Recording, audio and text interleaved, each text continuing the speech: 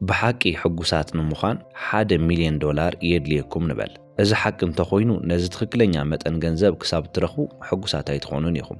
ናብ ዓለምና ክንጥምት ከለና ኣዝዮም ውሑዳት ሰባት ጥራይ እዮም ሚልዮነራት። እዚ ማለት ድማ ሓጎስ ወይ ድማ ሃፒነስ ዓብዪ ናይ ባንክ ሒሳብ ዝሓትት እንተዝኸውን ኣዝዩ ብርቂ ምኾነ ነይሩ ማለት እዩ። ሕጂ ድማ ብሓቂ ሕጉሳት ክትኾኑ ከም እትደልዩን ነቲ ሽቶ ክሳብ እትወቕዕዎ ድማ ባዶነት ከም ዝስማዓኩም ሕሰቡ። ንኣብነት $200,000 ሴቭ ክትገብሩ ክኢልኩም ንበል። እዚ ንመብዛሕትኡ ሰብ ኣዝዩ ብዙሕ ገንዘብ እዩ። ግናኸ በቲ ንርእስኹም ዘውፃእኹሞ ናይ $1,000,000 ሕጊ መሰረት ሕጉሳት ክትኾኑ $800,000 ዕዳ ኣለኩም ማለት እዩ። ዕዳ ምህላው ድማ ኣዝዩ ሕማቕን ዘጨንቕን ስምዒት እዩ ዘለዎ። ምክንያቱ ክትኸፍልዎ ዝግባእ ነገር ከም ዘለኩም ወይ ድማ ዝጎደለኩም ነገር ከም ዘሎ እዩ ዘመላኽት። ኣብዚ ጉዳይ እዚ ድማ ዘይተኸፈለ ዕዳ ኣለኩም። ምክንያቱም ሕጉሳት ክትኾኑ ተወሳኺ $800,000 የድልየኩም ኣሎ። ነዚ ዕዳ እዚ ክትኸፍልዎ እትኽእሉ ነቲ እትደልይዎ ነገር ኣብ መወዳእታ ምስ ረኸብኩምዎ ጥራይ እዩ። ግናኸ እቲ ዘድልየኩም ነገር ብርቂ እንተደኣ ኮይኑ ንምርካቡ ኣዝዩ ከቢድ እዩ ዝኸውን። ኩሉ ሰብ ስለ ዝደልዮ ድማ ብቐሊሉ ዘይክትረኽብዎ ትኽእሉ ኢኹም። በዚ ምክንያት እዚ ሓቀኛ ሓጎስ ወይ ድማ ትሩ ሃፒነስ ኣዝዩ ብርቂ ኮይኑ ይስምዐና። ሓጎስና ኣብቶም ንምርካቦም ኣዝዮም ከበድቲ ዝኾኑ ነገራት እንተደኣ መስሪትናዮ ንርእስና ንጭንቀት ንዘይቋርጽ ጓህን ፍርሕን ኣሕሊፍና ንህባ ኣለና ማለት እዩ። ኩሉ ግዜ ድማ ነቲ እንደልዮ ነገር ብዘይምርካብና ነቲ ዘለና ነገር ብምስኣና ከምኡ እውን መጻኢና ከምቲ ዝደለናዮ ብዘይምዃኑ ክንጭነቕ ኢና። እቲ ኣዝዩ ዝበለጸ ናይ መነባብሮ ኣገባብ ሚኒማሊስት ወይ ቀሊል ኣነባብራ ዝኾነ ኣተሓሳስባ መሓዝ እዩ። እዚ ድማ እኹልን ብዙሕን ነገር ከም ዘለኩም ኮይኑ ክስማዓኩም ምግባር እዩ። ዋላ ሓንቲ ነገር ከም ዘይጎደለና ኮይኑ እናተሰምዐና ድሌታትና ብቐሊሉ ክነማልእ እንተኽኢልና ቀልጢፍና ሙሉእ ዕግበት ክንረክብ ንኽእል ኢና። እቲ ብዙሕ ነገር ከም ዘለኩም ንክስማዓኩም ዝሕግዝ ዝቐልጠፈ መንገዲ ድማ ብቐሊሉ ድሌታትኩም ምንካይ እዩ። ድሌትኩም ብዝወሓደ መጠን ዝያዳ ሃብታም ምዃንኩም ይስማዓኩም። እኹል ነገር ከም ዘለና ክስምዐና ከሎ ድማ ብዛዕባ ነገራት ምርካብን ምስኣንን ብዙሕ ኣይንጭነቕን ኢና። ሓደ ነገር ከየምልጠና ወይ ድማ ከይሓልፈና ኢልና ምጭናቕ ነቋርጽ፣ ለውጢ ምፍራሕ እውን ነቋርጽ። ናይ ሎሚ ቪድዮ ብውሕድ ነገር ሕጉስ ናይ ምዃን ረብሓታትን እዛ ኣተሓሳስባ እዚ ድማ ብኸመይ ናብ ዘየጨንቕን ሰላማውን ህይወትን ከም ዝመርሓና ይገልጽ። ከምኡ እውን ሓደ ቀሊል ኣተሓሳስባ ወይ ድማ ሲምፕል ማይንድ ሴት እኹል ነገር ከም ዘይብልና ኣብ ክንዲ ዝስምዐና ኩሉ ዘድልየና ነገር ከም ዘለና ኮይኑ ከም ዝስምዐና የርኢ። እዚ ድማ ፍሮም ስካርሲቲ ቱ አባንዳንስ ወይ ካብ ናይ ስእነት ስምዒት ናብ ናይ ዝተትረፍረፈ ስምዒት ምሕላፍ ማለት እዩ። ሓጎስ ምርካቡ ኣዝዩ ከቢድ ኣብ ዝኾነሉ እዋን ንምርካቡ ኣበርቲዕና ክንሰርሕ ከም ዘለና ይስምዐና። ሕጉሳት ክንከውን ኢልና ንርእስና እነውፅኦም ሕግታት ወይ ቅድመ ኩነታት ይህልው እዮም። ጽቡቕ ንብረት ምውናን፣ ብዙሕ ገንዘብ ምህላው፣ ተፈታዊ ምዃን፣ ተፈላጢ ምዃን፣ ፍጹም ዝኾነ ናይ ህይወት መጻምድቲ ምርካብ ወይ እውን ውህደት ናይዞም ኩሎም ነገራት ክኸውን ይኽእል እዩ። ነዞም ሽቶታት ወይ ድማ ረቋሒታት ንምምላእ ጥራይ ርእስኹም ክሳብ ዝደክም ብዘይ ዕረፍቲ እናሰራሕኹም ኣብ ልዕሊኡ ግና ኩሉ ግዜ እቲ ፈጺሙ እኹል ኣይኮነን ዝብል ዘሰልክን ዘጨንቕን ስምዒት እናተሰማዓኩም ብኣእምሮኹም ሰኣልዎ። ምክንያቱ ነቲ ብትኽክል እንደልዮ ነገር እንተዘይረኺብናዮ ሕጉሳት ኣይንኸውንን ኢና። ኣብ መወዳእታ ድማ ነቲ ዝለዓለ ትምኒትኩም ምስ ረኸብኩሞ ግናኸ ብፍርሒ ተሸቑሪርኩም ክትሕዝዎ ከለኹም ሕሰብዎ።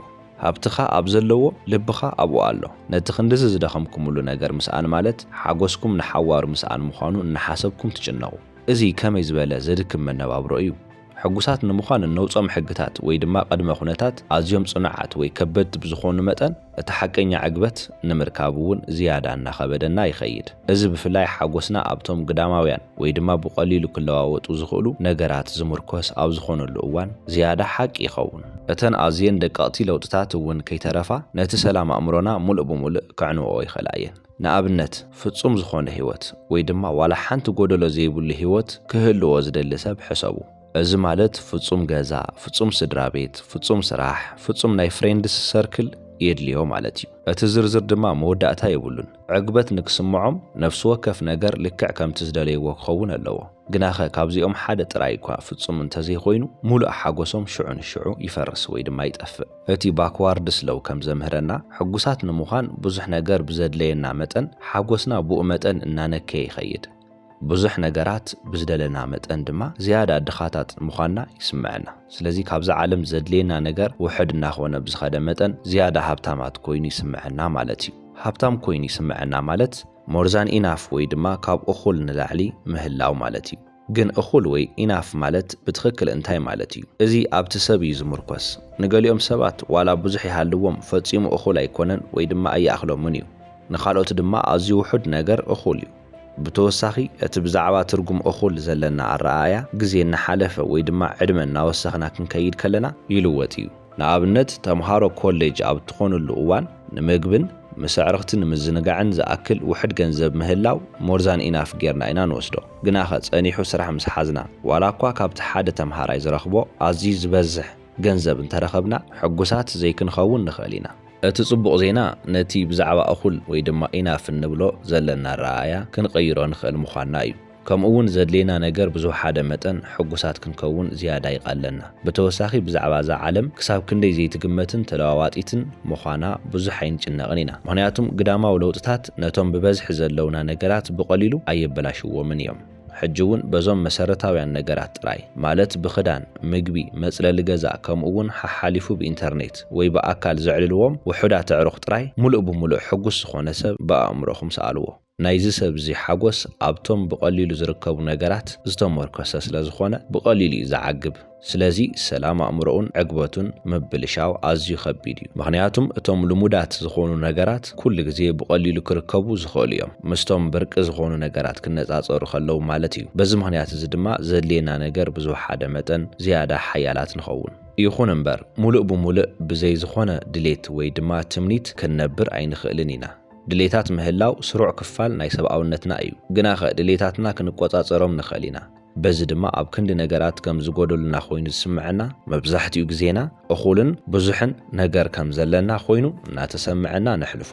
ከምቲ ፈላስፋ ኤፒኩረስ ሓደ እዋን ዝበሎ ንሓደ ሰብ ሕጉስ ክትገብሮ እንተደሊኻ ሃብቲ ኣይትወስኸሉ፣ የግዳስ ነቲ ዝደልዮ ነገራት ነክየሉ። ድኻታት ኮይኑ ካብ ዝስምዐና ስምዒት ወፂና ሃብታማት ምዃንና ንኽስምዐና ድሌታትና እንቆጻጸረሎም ውሕዳት መንገድታት ኣለዉ። እቲ ቀዳማይ ዘ ፓወር ኦፍ ሞዴሬሽን ወይ ድማ ሓይሊ ምምጥጣን ክንብሎ ንኽእል ኢና። ኤፒኩረስ እዚ ሓሳብ እዚ ብኸመይ ምስ ሚኒማሊስት ወይ ድማ ቀሊል ኣነባብራ ከም ዝተኣሳሰርን ይዛረብ። ኤፒኩረስ ከም ዝብሎ 3 ዓይነት ድሌታት ኣለዉ። እቲ ቀዳማይ ተፈጥራውን ኣድላይን ዝኾኑ ድሌታት እዮም፣ ከም ምግቢ፣ መጽለሊ ገዛን ዕረፍትን። እቲ ካልኣይ ድማ ተፈጥራዊ ግናኸ ኣገደስቲ ዘይኮኑን ዘየድልዩን ድሌታት እዮም፣ ከም ምቾት ዘለዎም ሌግዠሪዮስ ምግብታትን ኤክስፔንሲቭ ወይ ድማ ክባር ክዳውንትን ዘጠቓልል እዩ። እቲ ሳልሳይ ዓይነት ድማ ከንቱ ወይ ድማ ባዶ ዝኾኑ ድሌታት እዮም፣ ከም ስልጣን፣ ማዕለያ ዘይብሉ ሃብቲ ከምኡውን ዝና ምድላይ የጠቓልል። ብመሰረቱ ኤፒኩረስ ከም ዝበሎ ኣብቲ ቀዳማይ ማለት እውን ኣድለይትን ብቐሊሉ ዝርከቡ ድሌታት ክነተኩር ይግባእ። እቲ ዳሕራዋይ ዓይነት ክነወግዶ ኣለና፣ ምክንያቱም ኣድለይቲ ዘይኮኑን ሙሉእ ብምሉእ ክንዓግቦም ፈጺሙ ዘይከኣልን ስለ ዝኾኑ እዩ። ኣብ ዘመናዊ ዓለም ሕጉሳት ንምዃን ብሓቂ ዘየድልዩና ግናኸ ኣብ ኩሉ ቦታ ብበዝሒ ዘለውን ንምርካቦም ኣዝዮም ቀለልቲ ዝኾኑ ነገራት ኣለዉ፣ ከም ማእኸላይ ደረጃ ወይ ግሬይ ኤርያ ኮይኖም ዘገልግሉ። ንኣብነት ሙዚቃ ምስማዕ፣ ቪድዮ ጌምስ ምጽዋት ወይ ቲክቶክ ምርኣይ። ኣብዚ እዋን እዚ ብዙሕ ደርፍታትን ጸዋታታትን ቪድዮታትን ስለ ዘለዉ እዞም መዘናግዒ ነገራት መወዳእታ የብሎምን ክንብል ንኽእል ኢና። ግናኸ መብዛሕትኡ ግዜ ካብ ዓቐን ንላዕሊ ኢና እንጥቀመሎም። እቲ ጸገም ድማ ዋላ እኳ እዞም ነገራት ብበዝሒ እንተሃለውና ካብ ዓቐን ንላዕሊ ምጥቃምና ግና ናብ ዘይምዕጋብን ዘየቋርጽ ጓህን እዩ ዝመርሓና። እዚ ዝኾነሉ ምክንያት ድማ ጽቡቕ ንኽስምዐናን ክንዘናጋዕን ጥራይ ሞር እናደለና ስለ ንኸይድ እዩ። ኣእምሮና ነዞም ነገራት ስለ ዝለምዶምን ስምዒታትና ድማ ስለ ዝድንዙዙን ኩሉ ግዜ ዝያዳ ሓያል ስምዒት ወይ ኤክሳይትመንት ስለ ዘድልዮምን ካብ ግዜ ናብ ግዜ ነቶም ነገራት ዝያዳ እናደለና ንኸይድ። ዘድልየና ነገር ብዝበዝሐ መጠን ድማ ዝያዳ ድኻታት ምዃንና ይስምዐና። ነቲ ብሓቂ ዘድልየና ነገር ብጥንቃቐ እንተንመርጾ ነርና እዞም ድሌታት እዚኦም ክቆጻጸሩና ወይ ከዳኽሙና ኣይምፈቐድናሎምን ነርና። ጥንታውያን ፈላስፋታት ስቶይክ ድሌታትና ምእንቲ ከይቆጻጸርና ንሕና ክንቆጻጸሮም ዝሕግዝ ሞዴሬሽን ዝበሃል ኣዝዩ ኣገዳሲ ልምዲ ምሂሮም እዮም። ሞዴሬሽን ወይ ድማ ምጥኑነት ማለት ነገራት ኣቕሊልካ መሓዝን ርእስኻ ምግታእን ምኽኣል ማለት እዩ። ነዚ ልምዲ እዚ ኣጸቢቕና እንተመሊኽናዮ መዘናግዕ ነገራት ኣብ ኩሉ ቦታ እንተሃለዉ ህይወትና ክቆጻጸርዋ ኣይኽእሉን እዮም። ኣብ ክንድኡስ ባዕልና ኣብ ዝመረጽናዮ እዋን ጥራይ ክነስተማቕሮም ኢና። እዚ ድማ እቶም ነገራት ወትሩ ፍሉያት ብበዝሒ ዘለውን ብሓቂ ዘሐጉሱን ኮይኖም ከም ዝቕጽሉ ይገብሮም። እቲ ካልኣይ ድማ በቲ ዘለና ነገር ኣመስገንቲ ምዃን እዩ። ሰባት መብዛሕትኡ ግዜ ነቲ ዘለዎም ነገር ኣብ ክንዲ ዘመስግኑ ኣብቲ ዝደልይዎ ነገራት ጥራዮም ዘተኩሩ። ግናኸ ከምዚ ክንገብር ከለና ነቲ ዛጊድ ዘይበጻሕናዮም ትምኒታትን ንዕኡ ስዒቡ ንዝመጽእ ጓህን ቃንዛን ኢና እንቕይሮ ዘለና እቶም ዘለውና ነገራት ሕጉሳት ንምዃን እቲ ዝቐለለ ምንጪ እዮም ካብቲ ኣብ ኢድና ዘሎ ነገር ንምርካቡ ዝቐልል ካሊ ነገር ኣሎዶ ነቲ ዘለና ነገር ምምስጋን ክንርስዕ ከለና ዘይምዕጋብ ወይ ድማ ጓሂ ይስምዐና እዚ ድማ ካሊ ነገር ንምድላይ ብርቱዕ ጻዕሪ ክንገብር ይደፋፈአና ግናኸ ብዛዕባ እቲ ዘይብልና ነገር ምጭናቕ ኣቋሪጽና ኣብቲ ዘለና ነገር ክነተኩር ክንጅምር ከለና ሓጎስ ምርካብ ኣዝዩ ቀሊል ይኸውን ኣመስገንቲ ምዃን እቶም ዘለውና ነገራት ዝያዳ ክባራትን ዋጋ ዘለዎምን ኮይኖም ከም ዝስምዑና ይገብር ንኣብነት ብዙሓት ሰባት ናብቲ መንበሪ ገዝኦም ክጥምቱ ከለው እኹል ወይ ጽቡቕ ከም ዘይኮነ ኮይኑ ይስምዖም ኣዝዩ ንእሽቶን ብጣዕሚ ዝኣረገ ወይ ድማ ዘይስሕብ ይብሉ ግናኸ ኣብ ክንድኡ ነቲ ጽቡቕ ጎኑ ክጥምቱ ይኽእሉ እዮም ዋላ ንእሽቶን ይኹን ኣብ ልዕሊ ርእሶም ውሑስ ዝኾነ መጽለሊ ገዛ ወይ ናሕሲ ኣለዎም ዋላ እኳ ዝዓበዩ ሓደሽትን ዝያዳ ዝማርኹን ገዛውትን እንተሃለው እዚ ሕጂ ትነብሩሉ ዘለኹም ቦታ ግና ነቲ ቀንዲ ዕማሙ ይፍጽም እዩ ንሱ ድማ ውሕስነትን ምዉቕ መጽለልን መሃብ እዩ ኣብ ኣዝዩ ዝኸፍአ ኩነታት ዝነብሩ ወይ እውን ፈጺሙ መጽለሊ ገዛ ዘይብሎም ብዙሓት ሰባት ኣለው ምስኣቶም ክነጻጸር ከሎ ዝኾነ ዓይነት ገዛ ምህላው ክተመስግንሉ ዝግባእ ዓብይ በረከት እዩ ኣተሓሳስባና ካብ ምምራር ናብ ምምስጋን ክንቀይሮ ከለና ዋጋ ናይቲ ዘለናዮ ገዛ ኣብ ኣእምሮና ይውስኽ ብድሕሪኡ ነቲ እኹል ኣይኮነን ኢልና ንሓስቦ ዝነበርና ነገር ክነፍቅሮን ክነመስግነሉን ንጅምር ስለዚ ኣመስገንቲ ምዃን ብነጻ ሕጉሳት እትኾኑሉ መንገዲ ጥራይ ኣይኮነን የግዳስ ገንዘብ እተዋህልሉሉ ወይ ድማ ሴቭ እትገብሩሉ ዓብይ መንገዲ እውን እዩ ነቲ ኣትራክቲቭ ኢልና ዝሓሰብናዮ ሓድሽ ገዛ ንምዕዳግ ብዙሕ ገንዘብ ኣውፂና እንተንኸውን ነርና ውዒሉ ሓዲሩ ናብቲ ዝነበረና ስሩዕ ደረጃ ሓጎስ ምተመለስና ነርና ግናኸ ነዚ ሓድሽ ገዛ ንምርካብ ጥራይ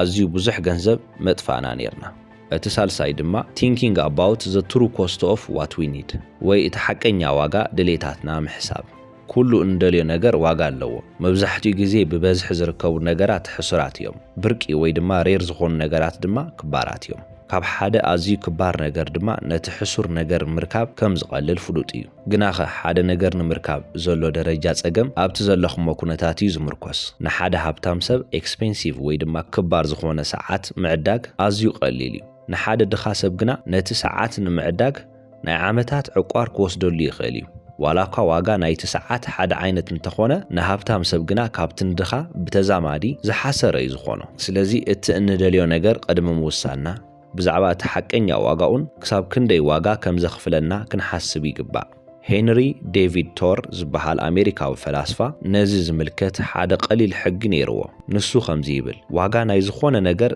ነቲ ነገር ንምርካብ እትህቦ መጠን ናይ ህይወትካ እዩ ዝኾነ ነገር ክንደሊ ከለና ደው ኢልና ንርእስና ክንሓታ ይግባእ ነዚ ነገር ንምርካብ ክንደይ ዝኣክል ካብ ህይወተይ እየ ዝልውጥ ወይ ድማ ዝኸፍል ዘለኹ ነዚ ንምዕዳግ ክንደይ ሰዓታት ክሰርሕ ኣለኒ እቲ ተወሳኺ ስራሕ ንጥዕናይ ክንደይ ዝኣክል ክጎድኦ እዩ ሓደ ነገር ውሕድ ግዜኹምን ጉልበትኹምን ጥራይ ዝሓትት እንተኾይኑ እቲ ነገር እቲ ሕሳር እዩ ኣዝዩ ብዙሕ ካብ ህይወትኩምን ግዜኹምን ዝሓትት እንተኾይኑ ኣዝዩ ክባር እዩ ኣብቶም ሕሱራትን ብቐሊሉ ዝርከቡን ቀለልቲ ድሌታት ክነተኩር ኣለና ብሓቂ ሃብታማት ምዃንና ክስምዐና እዩ እዚ ናይ ሃብቲ ስምዒት ስምዐና ብሓቂ ብዙሕ ነገራት ስለ ዘለና ወይ ድማ ነቲ ዘድልየና ነገር ንምርካብ ኣዝዩ ውሑድ ጻዕሪ ጥራይ ስለ ዝሓተና እዩ ንገዛ ኢልኩም ዓብይ ናይ ባንክ ልቓሕ ወይ ሞርጌጅ ምውሳድ ነቲ ዕዳ ንምኽፋል ጥራይ ቀጻሊ ጭንቀት ዝፈጥረልኩምን ካብ ዓቕምኹም ንላዕሊ ክትሰርሑ ዘገድደኩም እንተኾይኑ ሰናይ ሓሳብ ዘይክኸውን ይኽእል እዩ ዋላ እኳ ነቲ ናይ ሕልምኹም ገዛ እንተዓደግኩሞ ነቲ ዘስዕቦ ጭንቀትን ዝጠፍእ ግዜኹምን ካብቲ እቲ ገዛ ዘለዎ ሓቀኛ ዋጋ ንላዕሊ ከኽፍለኩምን ክጎድኣኩምን ይኽእል እዩ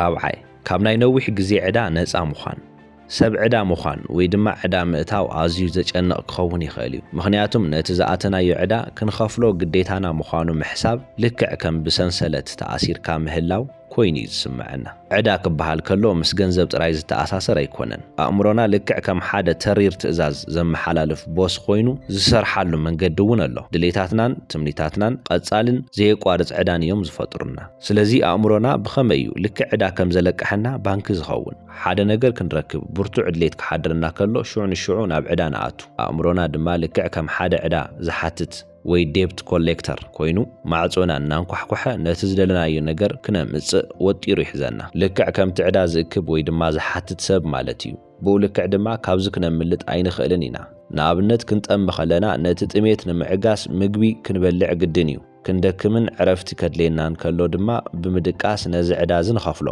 ኣብ መብዛሕትኡ ክፋል ናይዚ ዓለም ምግብን ድቃስን ብቐሊሉ ዝርከቡ እዮም። ስለዚ ነዞም ናቹራል ዝኾኑ ድሌታትና ምኽፋል ከቢድ ኣይኮነን። እቲ ሓቀኛ ጸገም ዝጅምር ሕጉሳት ንምዃን ናይ ግድን የድልዩና እዮም ኢልና ኣብ እንሓስቦም ናይ ነዊሕ ግዜ ድሌታትን ትምኒታትን ተተሓሒዝና ክንተርፍ ከለና እዩ።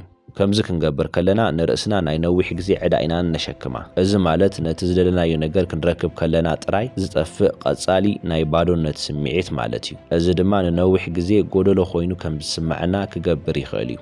ሓደ ጽቡቕ ኣብነት ናይዚ መጻወድያ እዚ ከበኩም። ገለ ሰባት ዋን ሳይድድ ላቭ ወይ ድማ ናይ ሓደ ሳይድ ጥራይ ዝኾነ ፍቕሪ ብኸመይ ከም ዝሕዝዎ ንመልከት። ንሓደ ሰብ ሓያል ናይ ፍቕሪ ስምዒት ከም ዘለኩምን ንሱ ወይ ንሳ ግና ምሳኹም ተመሳሳሊ ዝኾነ ስምዒት ከም ዘይብሎም ብኣእምሮኹም ሰኣልዎ።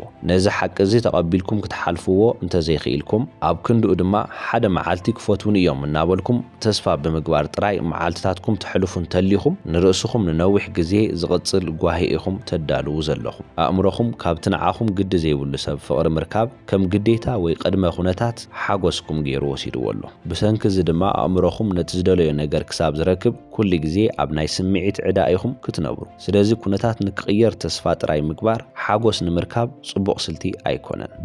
ሓጎስኩም ንመጻኢ ኢልኩም ኣይተቐምጥዎ። ዓበይቲ ሕልምታትና ክሳብ ዝሰምሩ ዓመታት ንጽበ።